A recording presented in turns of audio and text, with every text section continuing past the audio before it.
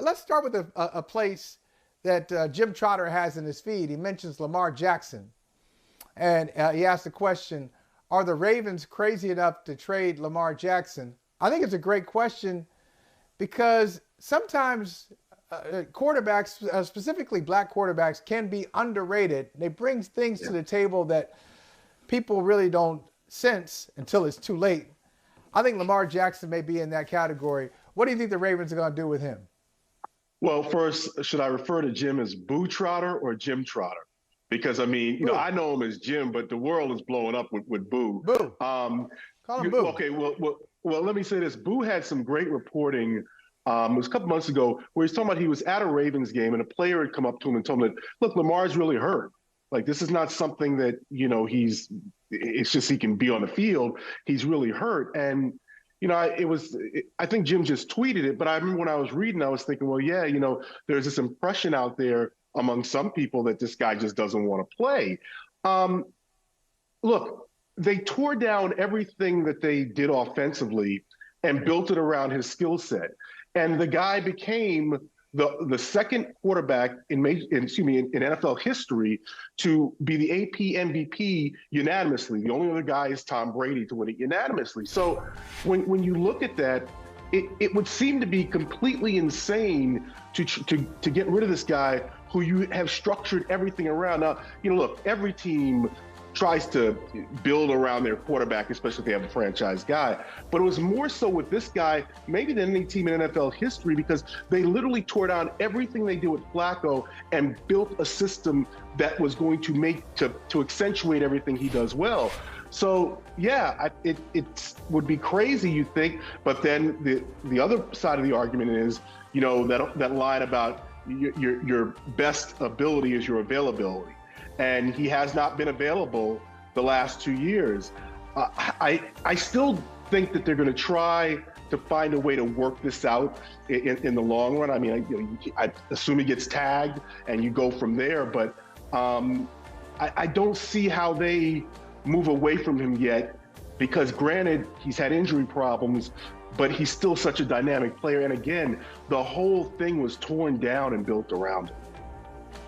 You know what's fascinating, Jason, is when we talk about this availability issue, there are all these people who say you don't want to commit to a lot of guaranteed dollars to him because he's this mobile quarterback. And yet each time he's been hurt, it's been when he's in the pocket.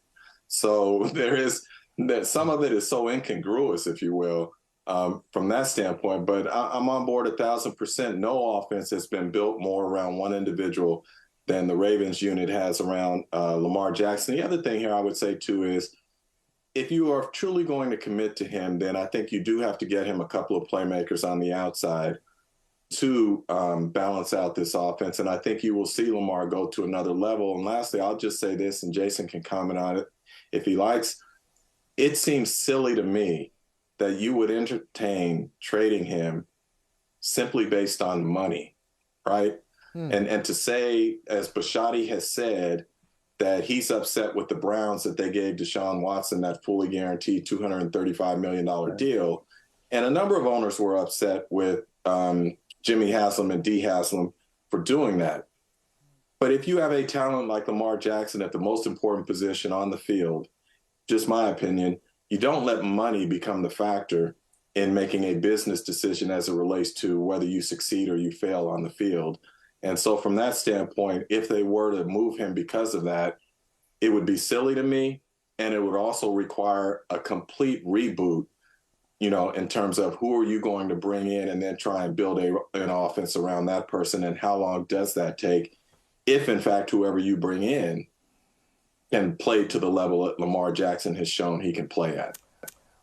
Well, let me ask you guys this. All right, tell me if this is fair. And Jason, take it from here. Is it fair to say that at this time last year, there was some debate about who was the better quarterback, Lamar Jackson or Russell Wilson, right? Like last year, Russell Wilson was very, very solidly in my top 10 quarterbacks. Didn't make it this year, top 10 quarterbacks. So Seattle trades him. They get a bunch of draft picks. They get other players. they turn it over to Geno Smith and they make the playoffs. All right, so I agree with you, Jim. It might be a little crazy to trade Lamar Jackson, a dynamic player, but what if Eric DeCosta and his crew look at it and they say, yeah, we love Lamar. It's not just money. We can get a lot of capital in return for Jackson, and we can still be a playoff team. Would that be a crazy way to go, Jason? Well, okay. I'd like to address all, but I'd like to start with what Jim said, because I 1,000% co-sign. You've got to get him playmakers. You've got to get him stretch the field types of guys. And they haven't done that. I mean, they had Hollywood Brown, but he is not an elite receiver. They need to go get him elite downfield targets. They got the tight end game, the mid-range game. They got that taken care of them. They can do that, but they've got to get him some downfield threats if they keep him. Trading him based on money, and Jim, I know exactly what you're saying, because I heard, Bisciotti made those comments. Look, your fellow owners set the market. That's the way it works, and especially with the quarterback market. So when he said those things, I'm like, well, you're crying about this. This is the way it works. You can be upset about, what the Hasms did, but the reality of it is that's where you have to work from. And this guy, when you measure him against Deshaun Watson does not have a unanimous AP MVP. So, that is what it is. Now, in terms of the question about trading him, you see, a difficulty I have with it is that Russell Wilson, people look at him, before this year, and he's won a Super Bowl. He's better in the pocket, at least in terms of, what the impression is. Now, you can point to metrics that say Lamar's improved a lot in the pocket, but I think generally speaking, people think that Russell's a much better passer than Lamar. And here's the thing, you trade Lamar, the team that trades him is going to have to do exactly what the Ravens did. You're going to have to tear it down and build it exactly the same way the Ravens did. And so you don't necessarily have to do that with Russell Wilson. You can put him in different offenses and he can still succeed. But I don't know if Lamar could do the same thing. We don't know. Well, I don't know. Well, listen, let me say this. Let me say this. I think with Sean Payton next year, you're going to see that it was more Nathaniel Hackett than it was Russell Wilson. I could be wrong, but that's my belief. But I do think that Lamar is different in that I don't know how. Look, he's a unanimous MVP. The guy has won a lot of games, but because he's been hurt the last 2 years, because you're going to have to structure the offense completely the way the Ravens did, I don't know how much you get for him. Look, I would assume you would get a good haul, whatever that it may be in terms of what everybody's thinking, in terms of, what that level would be. But I don't know if you would get back a Russell Wilson haul because of the factors that we talked about, the injuries, the fact that you're going to have to tear it down. And you know what? He hasn't proven yet that he can be a consistent downfield passer. Now, I think that's a lot because of what Jim said. He hasn't had those types of targets. So there's a lot that goes into it. Bottom line is, I don't know how much you get for him. I think he would get a nice haul if you were to try. From this standpoint, the NFL game, as you know, Jason, has transitioned more to the RPO game. And so there are more teams running those concepts now. And there are a few teams you could pick out who you could say already have some of that in place. And it would not be a dramatic change to bring in Lamar, particularly if you have some of those downfield threats that you're talking about. So I think they could get something in return. But here's always the danger for me when a team talks about trading away a quarterback. And I know Seattle proved me wrong last year with what it did. But when you trade away an established franchise quarterback, you are saying then that you believe you can go out and get someone who can play to that same level or higher. I'm not so sure you can go out and get another quarterback who is going to play to the same level or higher than Lamar Jackson. I would almost say I doubt it. I don't believe it's possible, especially if we're talking about going into the draft and finding someone of that ilk. I think it would take time to develop that player. It's not going to happen right away. And so then what is the message you are sending to the rest of your locker room? That now we are in rebuild mode and we are not chasing championships. And we know the veteran players are going to say, man, I only got so many years left. I want to go after that ring. So there is a domino effect is what I'm saying, I guess. And so I don't think it's quite as simple as, or it shouldn't be as simple as, we don't want to pay him and therefore we're gonna try and trade him. Or we don't want to pay him the contract structure that he wants and therefore we're going to try and move him. You know what? Let me switch gears in the last few minutes here. And I want to get Jason's take on this, because nothing was more impactful leading up to the Super Bowl than the moment when James Trotter quoted James Baldwin in front of the commissioner. Yeah. I mean, I was feeling it. Okay, I was feeling it. It was great. And so I think about that moment. I saw how uncomfortable the commissioner was, because people are often uncomfortable when they're asked to account for their decisions and they really don't have a defense for it, or they will try to pass the buck, which is what Roger Goodell went to immediately. Hey, I'm not over media. It's not my department. Yeah, man, you're the commissioner of the NFL. You're over it. Whether you're officially over it or not, you're over it. So I say that, and then I go on to Eric Bieniemy.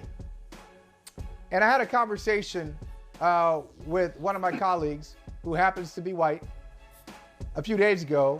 And to me, it was I just said it naturally, like, hey, Eric Bieniemy, this is a problem. This is a real issue when Shane Steichen goes from a successful season, but a Super Bowl losing one, becomes a head coach. Jonathan Gannon, successful season, Super Bowl losing one, he's a head coach.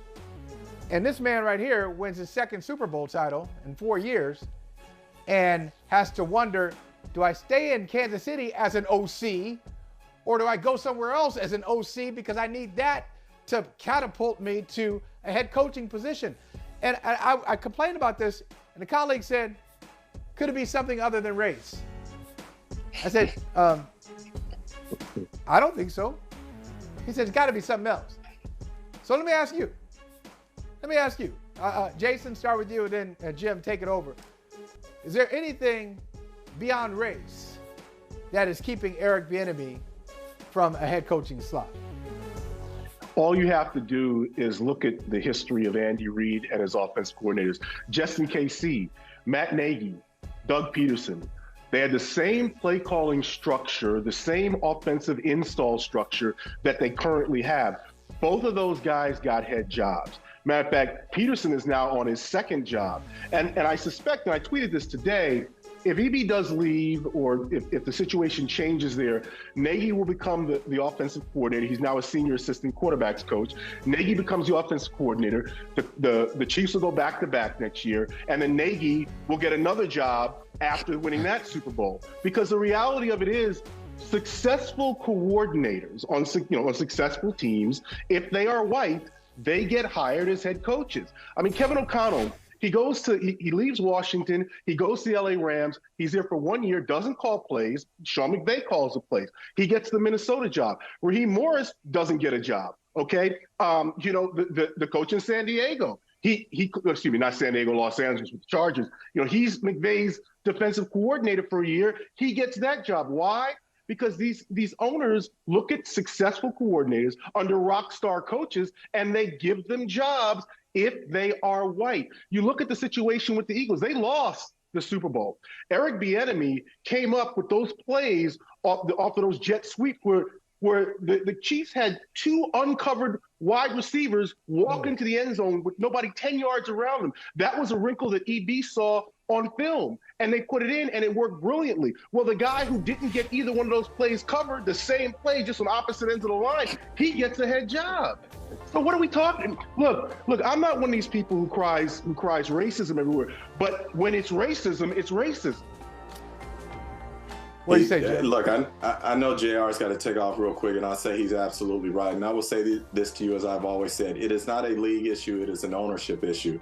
The league instituted this accelerator initiative a year ago, and what do we have since then? We have a net zero in terms of black head coaches. We have a +1 in terms of black GMs. And if you look at offensive coordinators who have been hired this offseason, I believe the number is 9, and we are 0 for 9 in those. So from that standpoint, this is an ownership issue, not a league issue, and Jason called it correctly. There is nothing different with Eric Bieniemy other than the melanin in his skin. And Mike, can I just add one thing real quickly? Yeah, go ahead, of course.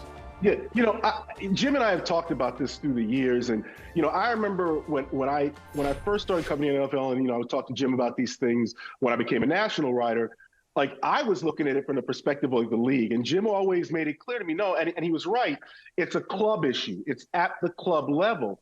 So, when Commissioner Goodell talks about the things that they're doing, the reality of it is you cannot have significant change when the people who are the ones who make the decision have no true and real incentive or real fear if they don't look at all these candidates and give them a fair shot. And look, I don't know. Eric Bieniemy is now the face of the inclusive hiring problem at the club level. He's been the face of it now for the last 3-4 years. If Eric Bieniemy were white, after helping Patrick Mahomes have an MVP season in his first season as starter and winning a Super Bowl in his second season as starter, there's no way this man would not have a job. And some people want to point to EB has a past, but all those issues were 20, 30 years ago. And other coaches have had past. Like, look, this is racism, plain and simple. Man, if you want to get into these other coaches and what's in their past, we'll be here all day. And so I always say this: if EB were to sign on to Brian Flores' lawsuit, he would have a better case than anyone as it relates to alleged discriminatory hiring practices with the NFL. Period. Point blank. And I wonder if that's coming. I do wonder. I wonder, he's said all the right things to this point, but I wonder if this cycle makes him reconsider. Jason Reid, outstanding as usual. I'm glad we were able to continue and complete this conversation. And you can come back anytime. You know that. Good to see you, man. Thanks, Mike. Bye, boo. Appreciate you, good brother. She's like, only Rihanna can call me boo. Only Rihanna. It's all good. It's all good. Hey, thank you for watching Brother from Another. If you haven't hit that subscribe button, go ahead and do that now. Don't forget, you can catch us 3 to 4 weekdays on PeacockTV.com and on Sirius XM Channel 85.